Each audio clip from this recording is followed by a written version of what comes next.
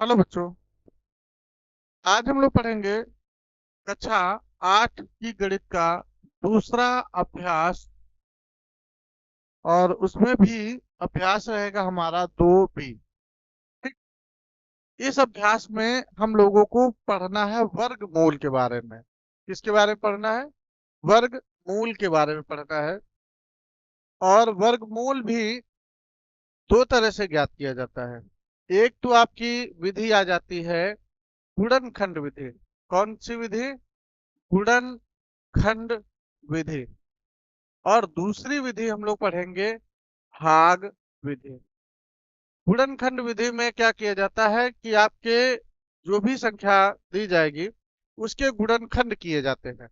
और गुणनखंड करने के बाद उसमें जब अगर वर्ग कहा जाएगा तो दो दो के जोड़े बनाए जाते हैं और जोड़े से एक संख्या बाहर ली जाती है और उन्हें का आपस में गुणा करके जो प्राप्त मान होता है वही संख्या का वर्गमूल होता है। ठीक। जैसे मान लीजिए यहाँ पे 4 लिखा, तो 4 जब भी हम इसका वर्गमूल निकालेंगे तो इसे गुणनखंड करेंगे तो कितना आएगा? 2 से काटेंगे 2 आएगा, फिर 2 से काटेंगे 1। अब यहाँ पे 2 का एक जोड़ा बना, तो इस जोड़े से मान निकालेंगे तो यहाँ पर 2 वर्गमूल में प्राप्त होगा। लेकिन यहाँ पर जो वर्गमूल केवल 2 नहीं लिखा जाएगा, लिखा क्या जाएगा? जैसे 4 का हमने वर्गमूल निकाला तो हम इसको का वर्गमूल निकालना होगा। उसे हम इसे करड़ी, इसको करड़ी बोलते हैं, यानी स्क्वायर रूट। तो रूट के अंदर लिखेंगे, ये रूट का साइन होता है। और जब भी इसका मान निकाला जाएगा तो जैसे गुणनखंड बनेंगे तो ये 2 × 2 ऐसे। और जोड़े से जब जब जोड़े बन जाते हैं तो जोड़े से संख्या हम बाहर निकालते हैं।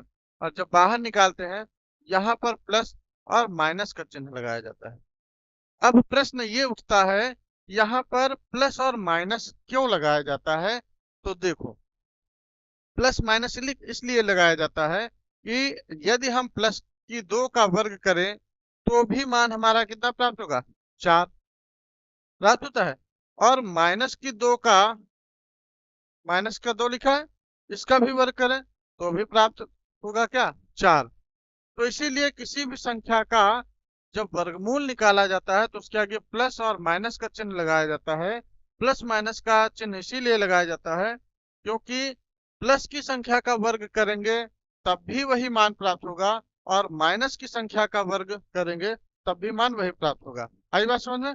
इसीलिए किसी भी संख्या का जब वर्गमूल निकाला जाता है तो ये कहा जाता है कि इसके 2 मान हो सकते हैं, या फिर ये जो 4 है इस प्लस 2 का वर्ग हो सकता है, या फिर इस माइनस की 2 का वर्ग भी हो सकता है, इसलिए प्लस या -2 लिखा जाता है। ठीक। चलिए हम लोग बारी बारी से एक एक प्रश्न को हल करते हैं। पहला प्रश्न यहाँ पर लिखा है 77। ठीक। 77 44। तो इसको 2 से काटो। 2 से काटेंगे क्या बनेंगे? 2 3 6 बचा 1। ठीक। ये एक लिखना नहीं है आपको, ये हमने लिख दिया यहाँ पे गलत।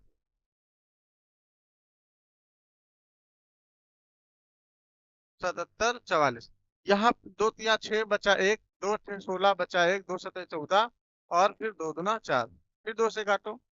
2 1 कम 2 बचा 1, 2 9 18, फिर 2 3 6 बचा 1, 2 छक्के 12। फिर 2 से काटो।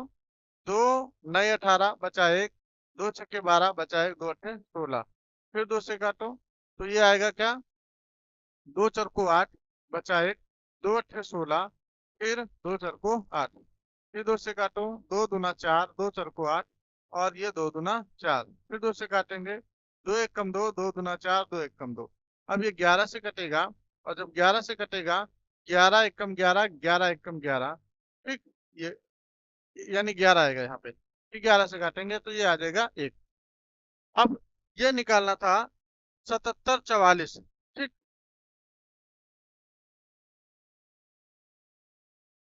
संख्या क्या थी आपकी?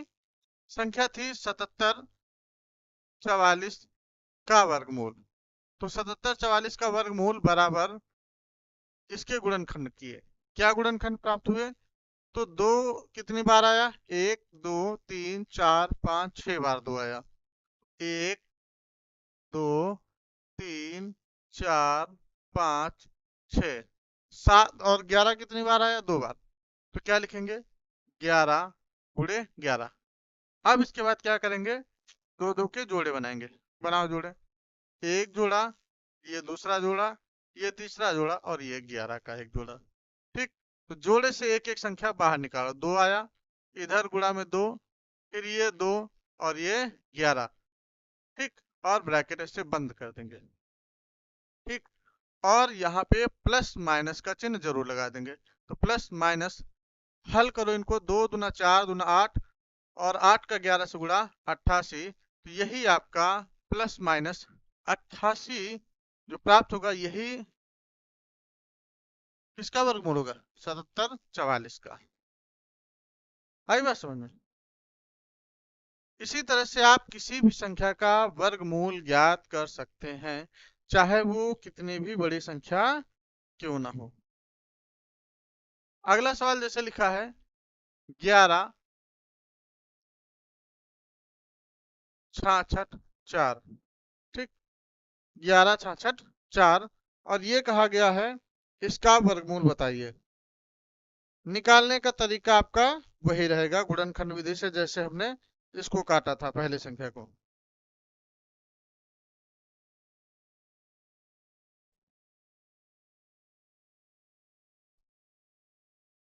ठीक, काटने का तरीका वही रहेगा। देखो 11 66 का वर्गमूल बराबर, करड़ी का चिन्ह लगा देंगे और 11 66 4। काटो भाई, इसके गुणनखंड साइड में हम उधर करेंगे। ठीक है, 11 66 4, 2 से कटेगा तो काटो, 2 पंचे 10, बचा 1, 2 अट्ठे 16, फिर 2 तिया 6, 2 दूना 4, फिर 2 से 2 दूना 4, बचा 1, 2 नए 18। ठीक, फिर 2 एकम 2, 2 छक्के 12, फिर 2 से 2 एकम 2, 2 चार को 8। इसके बाद बचा कितना, 1, 2 पंचे 10, 2 अट्ठे 16, फिर 2 से काटो तो 2 सत्ते 14, 2 दूना 4, बचा 1, 2 नए 18। फिर ये 3 से कटेगा, 3 दूना 6, बचा 1, 3 चौको 12 और फिर 3 त्रिका 9। फिर 3 से काटेंगे तो ये 3 24, 3 एकम 3, फिर 3 से काटो तो ये 27, फिर 3 से काटेंगे तो 9।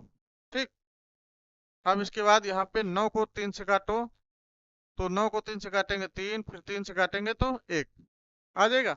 अब देखो इसका जब वर्गमूल निकालेंगे तो कितने जोड़े बनेंगे। 2 कितनी बार आया, 2 आए 4 बार, तो 2 गुणे 2 गुणे 2 गुणे 2 गुणे 3 कितनी बार आया, 6 बार, तो 3 गुणे 3 गुणे 3 गुणे 3 गुणे 3, ये 3 हो गए और गुणे 3। ठीक, अब हमें वर्गमूल बताना है। तो वर्गमूल के लिए क्या करना है, दो दो के जोड़े। तो 1 2 का ये जोड़ा बना, दूसरे ये, एक ये बना 3 का, एक ये 3 का, एक ये 3 का। तो जोड़े से बाहर निकालो तो प्लस माइनस बाहर लगाया और एक ये 2, दूसरा 2, एक 3, ये 3 और ये 3 गुणा करा लो। तो प्लस माइनस 2 दूना 4, तिया 12, तिया 36 और 36 का गुणा कराएंगे 3 से तो 108। यही आपका उत्तर होगा। ठीक, तो इस तरह से आप किसी भी संख्या का वर्गमूल आसानी से गुणनखंड विधि द्वारा निकाल सकते हैं। करना कुछ नहीं, आपको सिर्फ गुणनखंड आपको आने चाहिए। यदि गुणनखंड आते हैं तो किसी भी संख्या का वर्गमूल आप निकाल सकते हैं, और यदि गुणनखंड नहीं आते हैं तो आप किसी भी संख्या का वर्गमूल हो और चाहे घनमूल हो, आप आसानी से ज्ञात नहीं कर सकते हैं। ठीक, तो इस तरह से ये आपका प्रश्न नंबर 1 के पहले और दूसरे नंबर के क्वेश्चन थे। चलिए अगला प्रश्न है, यहाँ पर 2 नंबर का प्रश्न है, और 2 नंबर का जो प्रश्न है उसमें और भी क्वेश्चन है। ठीक, उसमें और भी जो 2 क्वेश्चन बाकी हैं तो वो आप स्वयं लगाएंगे। वो दोनों क्वेश्चन यहाँ पे देखो क्वेश्चन में ऐड हो गए हैं, एक ये वाला क्वेश्चन और ये 2 क्वेश्चन ये पहले नंबर के हैं। तो इनको आसानी से आप काट सकते हैं, गुणनखंड कर सकते हैं, तो इनको आप वहीं से लगा लें। ठीक, इसका देखो, यदि संख्या ऐसे लिखी हो 625 बटे 1296। अंश बटे हर के रूप में संख्या यदि है तो कोई बात नहीं, जैसे अंश बटे हर लिखा है 625 बटे 1296 का वर्गमूल, तो वर्गमूल के लिए ऐसे लिख देंगे 625 बटे 1296। ठीक, कोई बात नहीं। अंश का गुणनखंड करो, हर का गुणनखंड करो, तो गुणनखंड करो 625 के गुणनखंड करेंगे तो ये 5 से कटेगा, 5 कम 5, 5 दूना 10, पचम 25, फिर 5 से 5 दूना 10, पचम ये 5, हाँ पचम 25। ठीक, फिर 5 से पचम 25, फिर 5 से 1। ठीक, आगे 1296 का इसी तरह से करेंगे, तो काटो, 2 से कटेगा, 2 छक्के 12, 2 चर को 8, इसके बाद में 2 तिया 6। ठीक, 2 छक्के 12 और 2 चर को 8, बचा एक, 2 अट्ठे 16 होगा। फिर 2 से काटेंगे, 2 तिया 6, 2 दूना 4, 2 चर को 8, फिर 2 से काटो, 2 एक कम 2, 2 छक्के 12 और बचा एक, 2 सते 14, 2 एक कम 2, 2 छक्के 12 और 2 दूना 4। फिर 2 से काटेंगे तो 2 अट्ठे 16, 2 एक कम 2, अब 3 से कटेगा तो ये 27, फिर 3 से कटेगा 9, फिर 3 से कटेगा 3, फिर 3 से कटेगा 1। ये आपके 2 के गुणनखंड हो गए। देखो, अब फटाफट लिख डालो, क्या 5 कितनी बार आया? 4 बार, तो 5 गुणे 5 गुणे 5 गुणे 5 बटे 2 कितनी बार आया? 4 बार, और 3 भी 4 बार, तो 2 गुणे 2 गुणे 2 गुणे 2 गुणे 3 गुणे 3 गुणे 3 गुणे 3। ठीक, अब क्या करना है? अब हमें दो दो के जोड़े बना लेना है, तो दो दो के जोड़े बनाओ भाई, ये ऐसे। ठीक, और जोड़ों में से एक एक बाहर निकालो, तो सबसे पहले प्लस माइनस का चिन्ह बाहर, और जोड़े में से एक 5 आया, पहले जोड़े से, दूसरे वाले से 5 नीचे, 1 2 इस वाले से, इससे 1 2, 1 3 और 1 3, तो कितना? पचम 25। ठीक, अब बटे में 2 दूना 4 तिया 12 तिया 36, 25 बटे 36, और ये प्लस माइनस का चिन्ह लगाना ना भूलना, तो इसका आंसर क्या आ जाएगा? 25 बटे 36। यही आपका उत्तर होगा। ठीक, इस तरह से आप किसी भी संख्या का वर्गमूल आप आसानी से निकाल सकते हैं। गुणनखंड आपको आने चाहिए, विभाज्यता का नियम सबसे जरूरी है। चलिए, अगला क्वेश्चन लिखा है 529। ये दोनों क्वेश्चन ध्यान रखना, ये आपके पहले नंबर के हैं। 529 बटे 196 का वर्गमूल, तो निकाल लेंगे इसको आप, कुछ नहीं, 529 के ऐसे ही गुणनखंड करना है आपको, तो सीधा सीधा क्या लिखेंगे? 529 बटे 196, 529 के गुणनखंड करिए। ठीक, और दूसरी तरफ 196 के गुणनखंड करिए, और गुणनखंड करने के बाद आप रखिए, और फिर दो दो के जोड़े बनाइए, और दो दो के जोड़े बनाने के बाद जो आपका मान प्राप्त होगा वही आपका आंसर होगा। ठीक, जैसे इसको अगर काटेंगे तो ये 23 से कटेगा, और ये 2 से कट जाएगा क्योंकि आखिरी में 6 है। ठीक,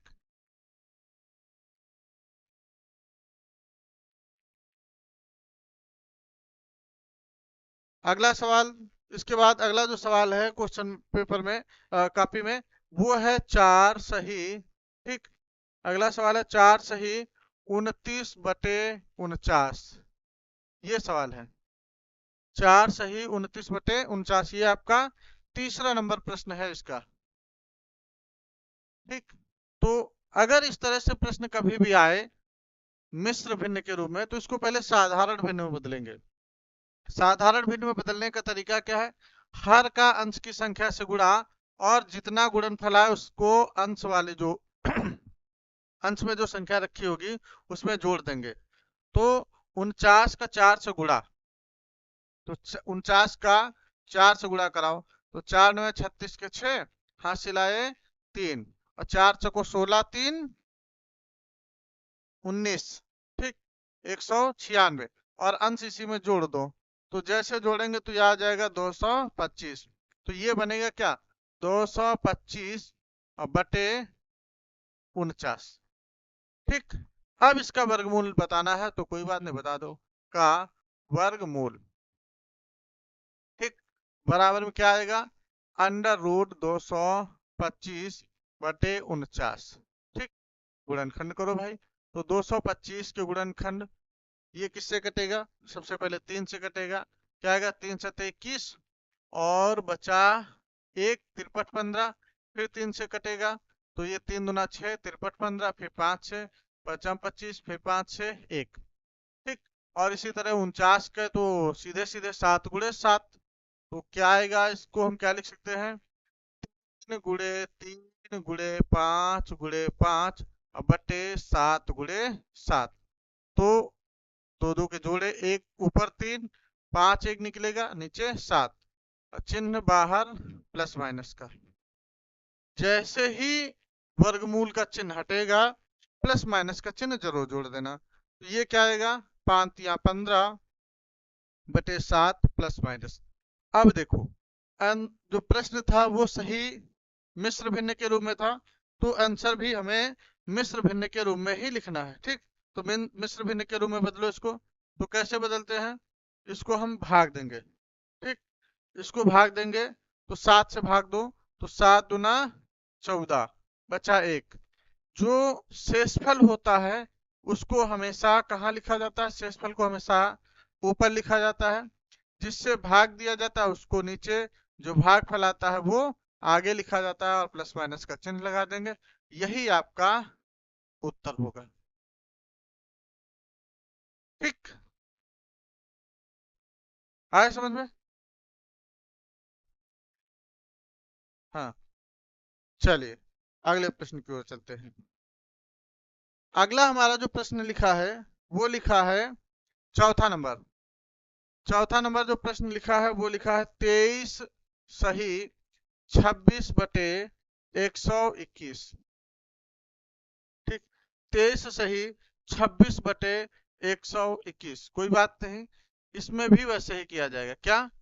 जो बट्टे में संख्या है 121, उसका आगे वाली संख्या से गुणा। तो गुणा 3 से कराओ, 3 एकम 3, 3 दूना 6, 3 एकम 3। फिर 2 से, 2 एकम 2, 2 दूना 4, 2 एकम 2। जोड़ लो, 3 6 2 8, 4 3 7 2, ये आ जाएगा। इसके बाद फिर ऊपर जो लिखी होती है संख्या उसको जोड़ दो।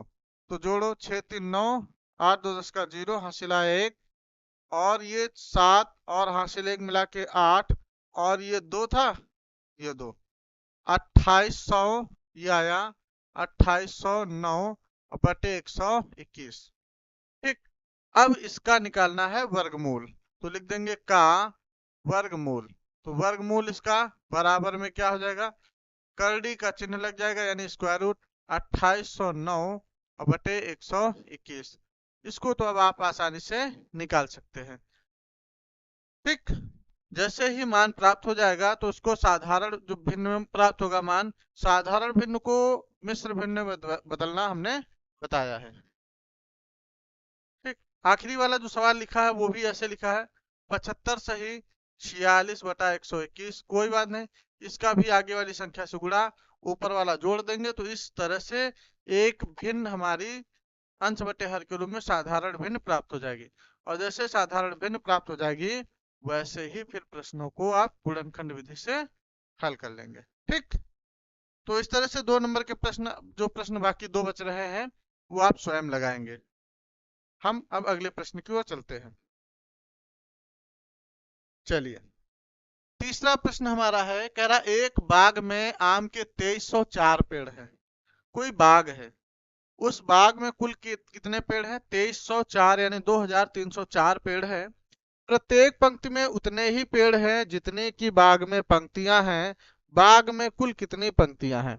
देखिए, कह रहा है कि बाग, जैसे बाग बनाया जा रहा है और बाग में कह रहा उतने पेड़ हैं जितनी की पंक्तियां। मान लीजिए हमने पंक्तियां 5 मान ली, जैसे ये 5 पंक्तियां हमने मान ली।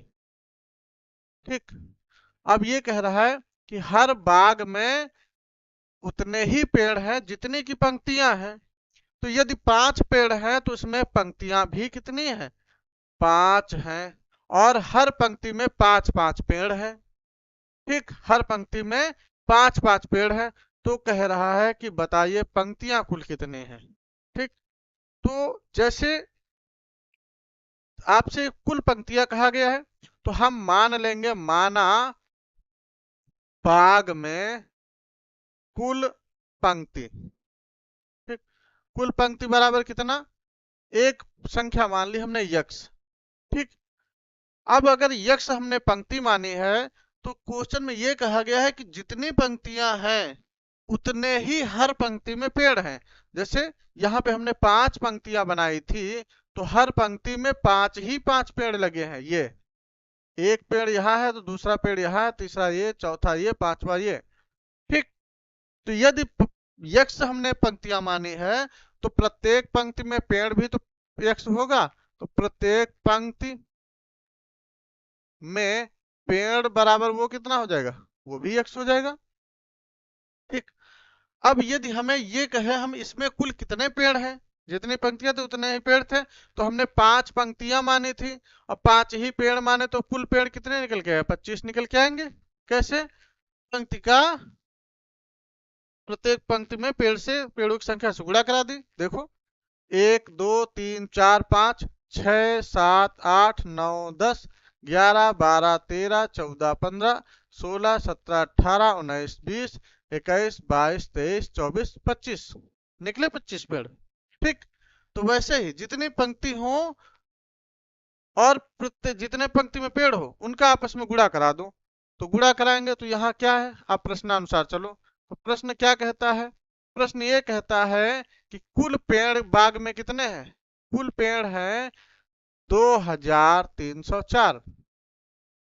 2304, और 2304 पेड़ कब आए हैं, तो जितने बाग में पंक्तियां हैं उतने ही हर पंक्ति में पेड़ है।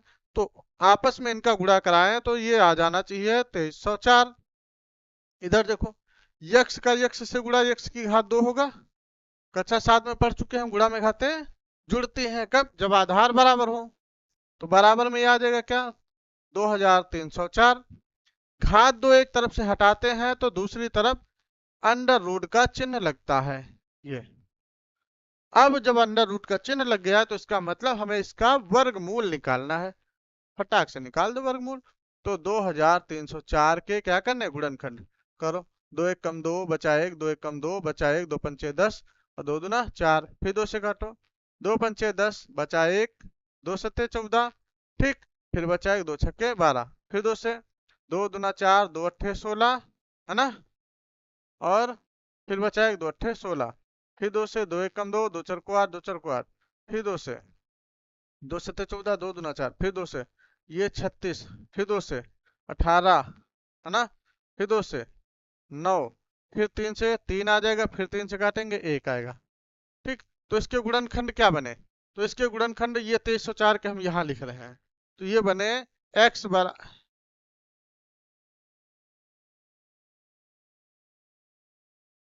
ये बना क्या, x बराबर अंडर रूट में 2304, और 23 से 4 के गुणनखंड 2 कितनी बार आया, तो 1 2 3 4 5 6 7 8 बार 2 आया।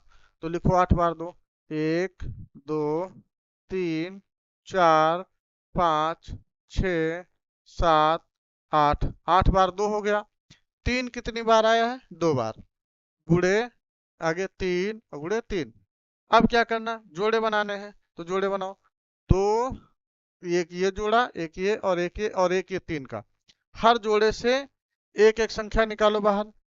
तो 1 2 इससे, 1 2 इससे आ गया, 1 2 इससे आ गया, 1 2 इससे आ गया और एक 3 आ गया। ठीक, जब भी जोड़े से संख्या बाहर आ जाती है तो प्लस माइनस का चिन्ह लगाते हैं। ठीक, लेकिन यहाँ पे प्लस माइनस का चिन्ह हम नहीं लगाएंगे। क्यों नहीं लगाएंगे वो भी आपको, या अभी लगा लो, अभी आप लगा दो। तो ये प्लस माइनस कितना माना गया, 2 दूना 4 दूनी 8 दूना 16 और 16 तिया 48। ठीक, 16 तिया कितना आया, 48। यानी आपको यक्स का मान जो प्राप्त हुआ वो 48 प्राप्त हुआ प्लस माइनस का, यानी प्लस का भी 48 हो सकता है, माइनस का 48 भी हो सकता है। लेकिन यहाँ पर माइनस का मान नहीं होगा। क्यों? क्योंकि कभी भी संख्या कोई ऋणात्मक नहीं हो सकती। जैसे आपसे हमने कहा कि आपके पास कितने पेन है, तो आप ये नहीं कह सकते कि हमारे पास -5 पेन है या -4 पेन है, ये नहीं कह सकते। संख्या हमेशा जो गिनती में प्रयोग की जाती है वो हमेशा पॉजिटिव संख्याएं ली जाती हैं, धनात्मक संख्या है। तो यहाँ पर जो पेड़ों की संख्या आएगी तो वो पेड़ों की संख्या क्या मानेंगे? पेड़ों की संख्या हम मानेंगे, ये मान आएगा कितना? आएगा प्लस का 48। यानी इसमें कुल पंक्तियां आपकी जो बनेंगी वो 48 पंक्तियां बनेंगी। कितनी पंक्तियां बनेंगी? 48 बनेंगी। हमेशा धनात्मक मान लिया जाएगा। ठीक, तो यक्स बराबर यहाँ पे लिख देंगे 48 पंक्तियां। ठीक, चलिए अगले प्रश्न की ओर चलते हैं। समझ में आया ना? चलिए अगला प्रश्न। अगला प्रश्न है, कह रहा एक सेना नायक अपनी सेना को टोलियों में इस प्रकार विभाजित किया कि प्रत्येक टोली में उतने ही सैनिक थे जितने की कुल टोलियां थी। देखो, पंक्तियां हो या टोलियां हो बात एक ही है। तो यहाँ पे आगे कह रहा है जितनी टोलियां थी, यदि उस सेना में 6561 सैनिक थे तो प्रत्येक टोली में कितने सैनिक थे? तो कोई बात नहीं, चाहे टोलियों की संख्या पूछी जाए हमसे, या प्रत्येक टोली में कितने सैनिक थे, या प्रत्येक टोली में कितने, या प्रत्येक पंक्ति पूछी जाए, या प्रत्येक पंक्ति में कितने पौधे थे पूछा जाए, तो सबके लिए हम एक्स वैल्यू मानेंगे। तो माना टोली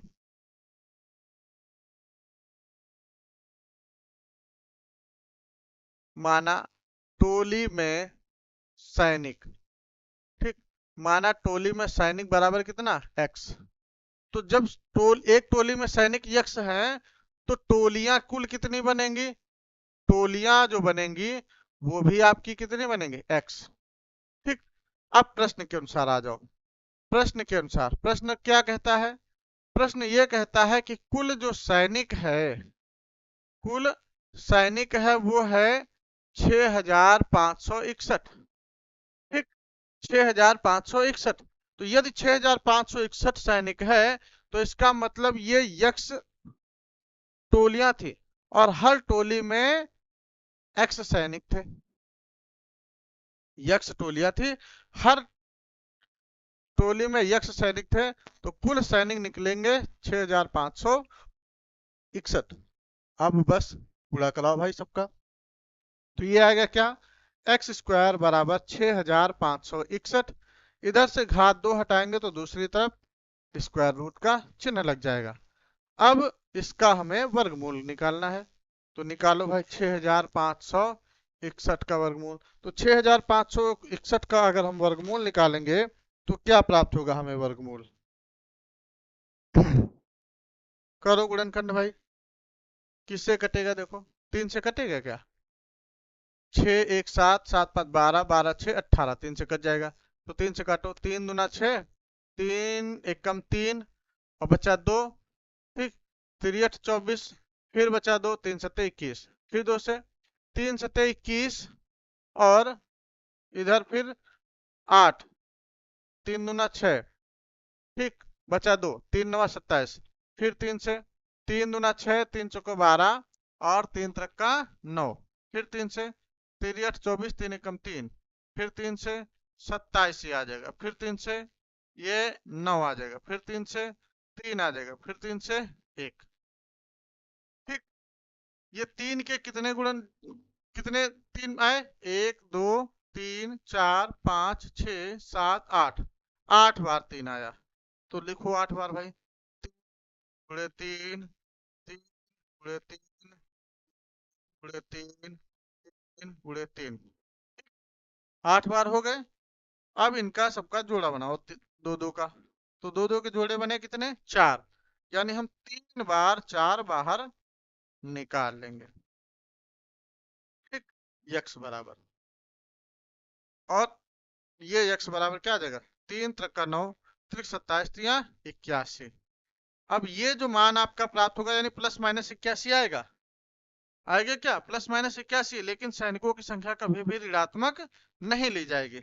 यहाँ पे चाहे लिख दो ये प्लस माइनस का ऐसे लेकिन यहाँ पे हम प्लस का यानी प्लस माइनस 81। तो सैनिकों की संख्या अगर कहा जाए, टोली में सैनिक बराबर कितने, टोली में सैनिक बराबर कितना, 81। ठीक, या चाहे ना लगाओ कोई भी दिक्कत नहीं, बात तो समझ ही गए हो ना कि संख्या कभी भी, हमने कहा गिनती वाली जो संख्या होती है वो कभी भी ऋणात्मक नहीं होती। चलिए अगले सवाल पे आते हैं, ये हो जाएगा ना। अगला सवाल कह रहा है, एक सेना नायक अपने जवानों को पंक्तियों में खड़ा करके एक वर्ग बनवाता है। क्या बनवाता है, वर्ग बनवा रहा है। बाद में उसे ज्ञात होता है कि 60 जवान शेष रह जाते हैं, यानी जब लाइन में वो वर्ग में खड़ा कराता है जवानों को, तो 60 जवान शेष रह जाते हैं। यदि उसके पास कुल 8160 जवान थे, तो बताइए कि प्रत्येक पंक्ति में सेना नायक ने कितने जवान खड़े किए। देखो कुल जवान कितने थे उसके पास, तो कुल जवान हैं कितने, 8160, 8160। लेकिन जवान जब वो खड़े करता है तो 60 जवान शेष रह जाते हैं। तो शेष जवान कितने रह रहे हैं, शेष जवान बच रहे हैं आपके कितने, जो वर्ग में नहीं खड़े हो रहे, 60। तो ये घटा दें तो ये बचेगा कितना, 8100 बचेगा, 8100। और 8100 ये बचा, ये क्या है, ये आपके वर्ग में खड़े जवान हैं। भाई 60 जवान शेष रह जा रहे ना, इस प्रकार खड़ा कर रहा है कि वर्ग बन जाता है, जिसमें वर्ग जब बनने के बाद पता चला 60 जवान शेष रह गए। तो शेष 60 रह गए हैं, तो इसका मतलब उसमें खड़े कितने जवान हैं, 8100 खड़े हैं। ठीक, तो अब देखो, अब ये कहा गया है वर्गाकार में खड़ा कर रहा है। तो यदि वर्गाकार में खड़ा कर रहा है तो इसका मतलब क्या है, वर्गाकार में खड़ा करने का मतलब क्या है कि जितनी पंक्तियां जवानों की बन रही हैं, ठीक, उतने ही हर पंक्ति में सैनिक भी वो खड़ा कर रहा है। ठीक, जितनी पंक्तियां बन रही हैं उतने ही हर पंक्ति में क्या कर रहा है, सैनिक खड़ा कर रहा है। तो यहां पर मान लेंगे, माना पंक्ति में, पंक्ति में सैनिक, ठीक, सैनिक या जवान बराबर कितने, x। तो यदि x जवान है तो फिर पंक्तियां कुल कितनी बनेंगी, पंक्तियां भी उसकी बनेंगी क्या, x। ठीक, अगर x पंक्ति बनी, x सैनिक बने, तो कुल सैनिक कितने आ जाएंगे, कुल सैनिक यहां से निकालो, तो कुल सैनिक हमें पता है, कुल सैनिक है कितने, 8100। तो यहां से देखो, यानी x गुणे x, जब पंक्तियों का हम प्रत्येक पंक्ति में खड़े सैनिकों की संख्या से गुणा कराएंगे तो कुल जवानों की संख्या हमें पता चल जाएगी। ठीक, तो ये क्या आ जाएगा, एक्स स्क्वायर बराबर 8100। ठीक, स्क्वायर हटाएंगे, तो जैसे ही स्क्वायर हटाएंगे, स्क्वायर हटाओ, तो स्क्वायर जैसे ही हटाएंगे तो क्या होगा, दूसरी तरफ वर्गमूल का चिन्ह लग जाएगा। और सीधा सीधा यहाँ पे हम निकालेंगे इसका वर्गमूल, तो ये 90 आ जाएगा। तो इसका मतलब वो प्रत्येक पंक्ति में कितने जवानों को खड़ा कर रहा, 90। 81 का वर्गमूल निकाल लो भाई, 81 का तो 9 आता है ना, तो 9 और 1 0, सीधा सीधा। इसका मतलब वो प्रत्येक पंक्ति में, उसकी जो पंक्तियां हैं वो 90 पंक्ति हैं, और 90 पंक्ति में, यानी 90 जो पंक्तियां हैं उसकी प्रत्येक पंक्ति में वो 90 90 जवानों को खड़ा कर रहा है। ठीक, चलिए अगला सवाल।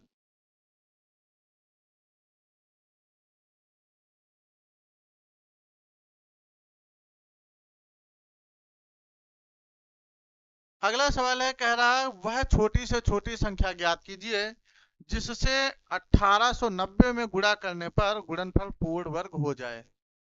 तो सीधा सीधा कुछ नहीं, गुणनखंड किसमें, 1890 में कह रहा है गुणा करने पर, तो गुणनखंड करो, और गुणनखंड करने के बाद आप क्या करेंगे, दो दो के जोड़े बनाएंगे, जिसका जोड़ा ना बने, ठीक, तो ये देख लो कितनी संख्या ऐसी संख्या है जो कम पड़ रहे हैं, जिनका जोड़ा नहीं बन रहा, उन संख्याओं को आपस में गुणा करा दो, बस उतने ही से गुणा करा दो। तो 2 से काटो इसको, 2 9 18, कितना आएगा, 2 4 को 8, ठीक, और बचा 1 2 5 6 10। फिर ये 3 से कटेगा, 3 से कट जाएगा, 3 से काटो तो क्या आएगा, 3 3 का 9, 3 1 कम 3 तिरपट 15, ठीक। अब ये फिर 3 से कटेगा, तो 3 से काटेंगे क्या आएगा, काटो 3 से, तो 3 1 कम 3। अब देखो यहाँ एक छोटा है, तो एक छोटा है इसका मतलब क्या करेंगे, यहाँ जीरो लगाएंगे, तिरपट 15, ठीक। 3 से फिर कट जाएगा, तो 3 से काटो, तो 3 3 का 9 बचा 1 तिरपट 15। फिर अब ये 3 से नहीं कटेगा, किससे कटेगा, 5 से, तो 5 से काटो, 5 से 35, फिर 7 से कटेगा 1। अब देखो पहले यहाँ पर एक 2 आया, फिर 3 आया, फिर 3 आया, फिर 3 आया, फिर 5 आया, फिर 7 आया, ठीक। अब यहाँ पर किस संख्या का जोड़ा नहीं बना, केवल एक 3 का जोड़ा बन रहा है। किसका किसका जोड़ा नहीं बना, एक 2 का नहीं बना है, ठीक। यदि एक 2 और होता तो 2 का वर्ग बन जाता, ठीक। इसके बाद एक 3 का नहीं बन रहा तो एक 3 लिखा, एक 5 का नहीं बना एक 5 लिखा, और एक 7 का नहीं बना एक 7 लिखा। अब इनका आपस में गुणा करा दो, तो गुणा कराओ, कितना बनेगा, 7, ये 2 3 6, और 6 का गुणा इधर कितना, 6 पंचे 30, और 30 का 7 से गुणा कराओ तो 30 गुणे 7, तो 7 3 21 यानी 210। 210 से यदि हम इस संख्या में गुणा कर दें, किस संख्या से, 210 से यदि हम इस संख्या में गुणा कर दें, तो संख्या आपकी पूर्ण वर्ग हो जाएगी, ठीक। क्योंकि भाई इसका 2 से गुणा नहीं, इसका जोड़ा नहीं बना, तो एक 2 से गुणा इधर, एक 3 कम पड़ रहा है तो एक 3 से इधर अगर कर दें, एक 5 कम पड़ रहा है तो एक 5 से यदि इधर गुणा कर दें तो जोड़ा बन जाएगा, एक 7 से कर दे तो एक 7 का इधर बन जाएगा। और जैसे ही इनके जोड़े बनेंगे, जोड़े से एक एक बाहर निकाल लो। फिर पूर्ण वर्ग के लिए शर्त क्या है, 2 2 के पेयर बनने चाहिए, ठीक। चलो अगला सवाल क्या है, अगला है, कह रहा वह छोटी से छोटी संख्या ज्ञात कीजिए जिससे 9408, किससे 9408 में भाग देने से भागफल पूर्ण वर्ग हो जाए। कोई बात नहीं, आप क्या करेंगे, गुणनखंड करेंगे, और गुणनखंड करने के बाद जिस भी संख्या का जोड़ा नहीं बनेगा उसको आप हटा देंगे, बस वही आंसर आ जाएगा। तो ये 2 से काटेंगे, 2 4 को 8, 2 7 14, 0 2 4 को 8, फिर 2 से काटो, तो 2 दूना 4, 2 3 6, 2 5 10, ठीक, 2 5 10, फिर 2 दूना 4, फिर 2 से काटो, 2 1 कम 2, बचा कितना, 2 1 कम 2 बचा 1, 2 7 14, फिर बचा 1 2 छक्के 12, ठीक। फिर 2 से काटो, 2 पंचे 10, बचा 1, 2 अट्ठे 16, 2 अट्ठे 16, फिर 2 से काटो, 2 दूना 4, बचा 1, 2 ने 18, और 2 ने 18, फिर 2 4 को 8, फिर 2 से काटो, 2 1 कम 2, 2 4 को 8, बचा 1, 2 7 14। अब फिर ये 2 से कटेगा, नहीं कटेगा, 7 से, तो 7 से काटो, 7 दूना 14, और ये 3 से कट जाएगा, 3 से कट जाएगा, 3 चौको 12, ठीक, 3 चौको 12, और बचा 2, 3 9 27, फिर 7 से काटा, 7 7 49, फिर 7 से काटा 1। अब देखो यहाँ पर पहले 2 का जोड़ा बना, इस 2 का भी बना, इस 2 का भी बना, और इस 7 का भी बना, एक संख्या सिर्फ बच रही क्या, 3। यदि इस 3 को हम इस 3 से भाग दे दें, यदि गुणा कहता है कि किस संख्या से गुणा किया जाए कि संख्या पूर्ण वर्ग हो जाए, तो 3 का जोड़ा नहीं बन रहा था तो लिख देते 3 से गुणा करने पर संख्या पूर्ण वर्ग हो जाएगी। लेकिन यहाँ पर भाग के लिए कहा जा रहा है कि किस संख्या से भाग दें, तो हम यदि इस 3 को हटा दें, ठीक, ये जो 3 एक्स्ट्रा हो रहा है, यदि इस 3 को हटा दें तो हमारा बाकी का पूर्ण वर्ग हो जाएगा। ये 3 एक्स्ट्रा हो रहा, तो बस यही लिख देंगे कि 3 से भाग देने पर, भाग देने पर संख्या पूर्ण वर्ग हो जाएगी, ठीक। तो इस तरह से ये आपकी पूरी की पूरी प्रश्नावली समाप्त हुई। इसके जो भी प्रश्न हैं वो आप अपने मन से कीजिएगा, कोशिश करिएगा, ठीक। नहीं आता है तो ये आपके पास एक प्रत्येक सवाल का हल है। ठीक, जो भी ना आए तो आगे आप कमेंट करके बता सकते हैं। धन्यवाद।